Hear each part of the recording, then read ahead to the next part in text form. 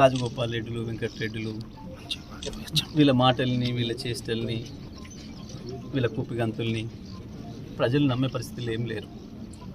వీళ్ళ అన్ని బ్లాక్మెయిల్ స్టేట్మెంట్లే ఉంటాయి.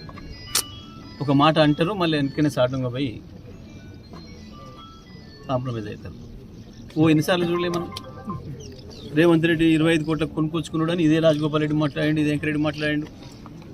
గారి నాయకత్వంలో పనిచేస్తామా, మేము ముందనే ఉండం, వెళ్ళిపోతామని చెప్పి ఒక దాని వెళ్ళిపోయింది నా బయటికి కాసేపు అలిగి వెళ్ళిపోయిండు. మళ్ళీ మేము ఇంత పెద్ద మునగాళ్ళు అని చెప్పుకుంటారు. కానీ పార్టీ ఉంటేనే బతుకుతారు తప్ప వీళ్ళు లేకపోతే బతకలేమనే సంగతి మళ్ళీ ఆ పార్టీలోకి వస్తేనే గెలుస్తానని వచ్చాడు తప్ప ఇంకోటి లేదు.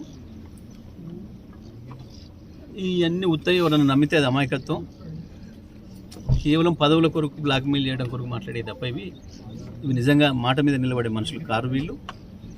ఒకవేళ నిజంగానే ఆయనకు అంతా దమ్మే ఉంటే ఆయనతో ఎంతమంది కలిసి వస్తారో కూడగట్టాలి, అందరినీ మాట్లాడాలి.